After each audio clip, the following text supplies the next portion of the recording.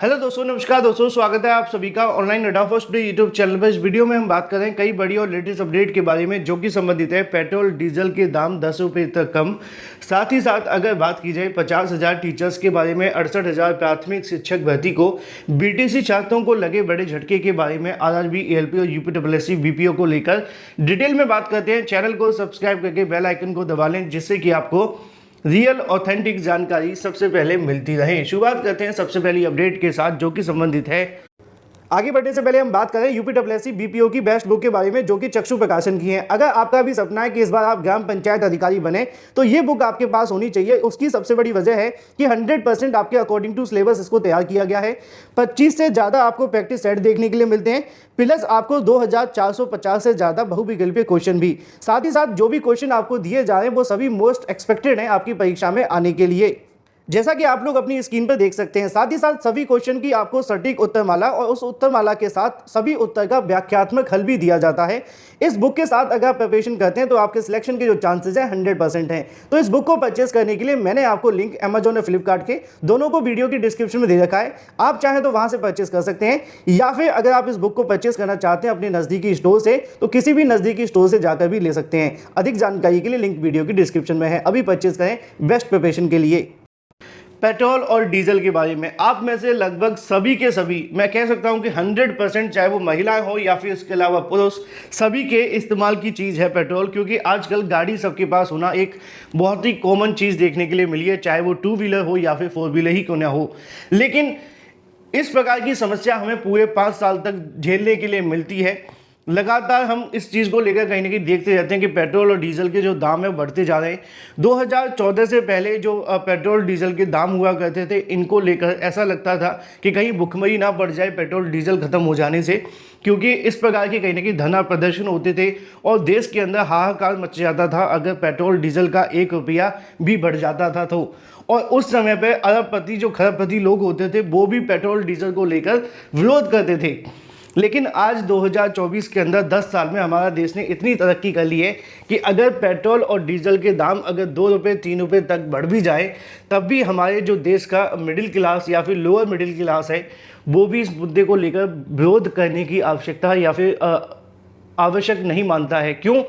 उसकी वजह तो आप लोग कमेंट करके ही बता सकते हैं। लेकिन 2014 से पहले जो पेट्रोल डीजल को लेकर अपने देश में इतना भ्रष्टाचार या फिर इस प्रकार की कहीं ना कहीं जो बवाल देखने के लिए मिलते थे वो आज की तारीख में नहीं मिलते हैं, चाहे 2 रुपये बढ़ा दिए जाएं या फिर 3 रुपये।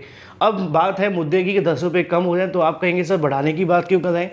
क्योंकि जब चुनाव आते हैं तो 10 रुपये कम कर दिए जाते हैं और जब चुनाव हट जाते हैं तो धीरे धीरे करके इतने पैसे बढ़ा दिए जाते हैं कि अगर चुनाव के समय 30 रुपये भी कम कर दिए जाएँ तब भी शायद पेट्रोल डीजल उतने दामों तक ना पहुंच पाए जैसे कि 60-65 पहले मिला करता था। आज जो पेट्रोल है वो लगभग 100 के आसपास ही है। हो सकता है कि आपके यहाँ पे थोड़ा कम हो, क्योंकि बहुत सारे अभ्यर्थी उत्तर प्रदेश से, तो बहुत सारे अभ्यर्थी दिल्ली से, कुछ बिहार से, तो कुछ अलग अलग राज्यों से। मुद्दे की बात यह है कि पेट्रोल डीजल को फरवरी में 10 रुपये तक घट सकते हैं पेट्रोल और डीजल के दाम। इसको लेकर संकेत खुद अधिकारियों के माध्यम से दिए गए हैं। अधिकारियों का कहना है कि कंपनी की तीसरी तिमाही के नतीजे जारी करने के बाद ही पेट्रोल और डीजल के दाम में कटौती करने पर विचार करेंगी। हिंदुस्तान पेट्रोलियम कॉरपोरेशन लिमिटेड ने घोषणा की है कि वह 27 जनवरी को अपनी तीसरी तिमाही के नतीजे जारी करेंगे। इसके अलावा Indian oil corporation, Bharat petroleum corporation limited, इसकी के दौरान रिजल्ट आने की उम्मीद है। तो ऐसे में कहीं ना कहीं चुनाव के समय में राहत, जैसा कि नीचे लिखा हुआ है, जो मैंने आपको स्टार्टिंग में बता दिया कि पेट्रोल के दामों में कमी करने की सबसे बड़ी जो वजह है वो लोकसभा के चुनाव हैं। और जैसे ही चुनाव खत्म होंगे उसके बाद चाहे किसी की भी सरकार बने, ये पेट्रोल फिर से ऊपर जाता हुआ दिखेगा। और एक मज़े की बात ये भी है कि जो हमारे देश से पेट्रोल डीजल खरीदते हैं उनके यहाँ पे पेट्रोल डीजल सस्ता है, जबकि हम यहाँ पे पेट्रोल डीजल जो दूसरे लोगों को बेचते हैं हमारे यहाँ पे पेट्रोल डीजल महंगा है। ठीक है, चलो छोड़ो इस मुद्दे को, दूसरे मुद्दे पे बढ़ते हैं। क्योंकि अभ्यर्थी कहेंगे सर आप रोजगार को लेकर अब वीडियो बनाए थे, कहाँ पेट्रोल डीजल पर चले गए, है ना। चलिए, आरआरबी एएलपी को लेकर विज्ञापन जारी कर दिया है। जानकारी तो आपको मिल गई होगी, लेकिन अगर नहीं मिली है तो बता दूं कि 5,696 पदों के लिए इसका जो विज्ञापन है वो जारी कर दिया गया है। इसके लिए जो आवेदन है वो कल से शुरू हो जाएंगे, 20 जनवरी 2024 से। और यहाँ पे इसको लेकर जो लास्ट डेट है वो 19 फरवरी 2024 है। अधिक जानकारी के लिए ऑफिशियल वेबसाइट पे जाकर चेक कर सकते हैं। अब बात कर लेते हैं अपनी अगली अपडेट के बारे में, जो कि संबंधित है उत्तर प्रदेश में 68,000 प्राथमिक शिक्षक भर्ती के बारे में। 68,000 प्राथमिक शिक्षक भर्ती को लेकर बीटीसी छात्रों को एक बड़ा झटका लगा है। उत्तर प्रदेश के अंदर जैसा कि आप जानते हैं कि प्राथमिक शिक्षक भर्तियों को लेकर विवाद तो समय समय पर चलते रहते हैं। भर्ती आने से पहले विवाद, विज्ञापन जारी होने के विवाद, विज्ञापन जारी होने के बाद परीक्षा को लेकर विवाद, परीक्षा हो जाने के बाद रिजल्ट को लेकर विवाद, और ये विवाद इतने होते हैं कि मामले सुप्रीम कोर्ट तक जाते हैं, तब जाकर कहीं ना कहीं भर्तियाँ पूरी होती हैं। अब एक बार फिर से अगर बात कर ली जाए 68,000 प्राथमिक शिक्षक भर्ती के लिए बीटीसी छात्रों को बड़ा झटका लगा है। मामला क्या है, डिटेल में बात कर लें। जैसा कि आप जानते हैं कि उत्तर प्रदेश के अंदर 11 अगस्त 2023 को जो सुप्रीम कोर्ट ने हाल ही में फैसला सुनाया है, उसके आधार पर 2018 के नोटिफिकेशन को रद्द कर दिया है। अब 2018 के नोटिफिकेशन को अगर हटा दिया जाए और या फिर 2017 से लेकर 11 अगस्त 2023 के समय के बीच में निकाल दें, तो 2018 से लेकर तो यहाँ पे आपने देखा कि लगभग 5 साल आपको देखने के लिए मिले, और इन 5 सालों के अंदर बीएड करने वाले अभ्यर्थी प्राइमरी में सम्मिलित हुए थे। लेकिन 28 जून 2018 से पहले और 11 अगस्त 2022 के बाद से अब बीएड करने वाले अभ्यर्थी प्राइमरी में सम्मिलित नहीं थे, क्योंकि जो 2018 का नोटिफिकेशन आया था वो 27 को आया था। हम बात करें 26 जून को लेकर, यानी कि उस समय बीएड करने वाले अभ्यर्थी प्राइमरी में नहीं होते थे, ठीक है ना। तो वहाँ पे कौन अभ्यर्थी होते थे? सिर्फ बीटीसी करने वाले अभ्यर्थी। और वर्तमान में भी अगर कोई शिक्षक भर्ती निकलती है तो वहाँ पर भी सिर्फ बीएड करने वाले अभ्यर्थी नहीं होंगे, फिर से बीटीसी करने वाले छात्र ही इसमें होंगे।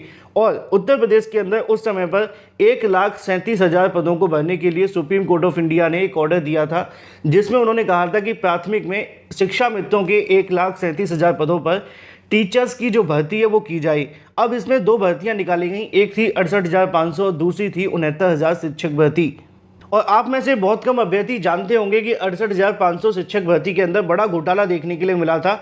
इवन यहाँ पे जो कॉपियाँ तक जला दी गई थी, मतलब जो आपकी OMR कॉपियाँ हैं उनको तक जला दिया गया था। इसके अलावा और भी बहुत सारे विवाद हुए थे। अगर आप उस समय की न्यूज़पेपर पढ़ें तो आप जानेंगे कि अब तक की सबसे ज़्यादा भ्रष्टाचारी कोई भर्ती थी तो वो 68,500 शिक्षक भर्ती थी।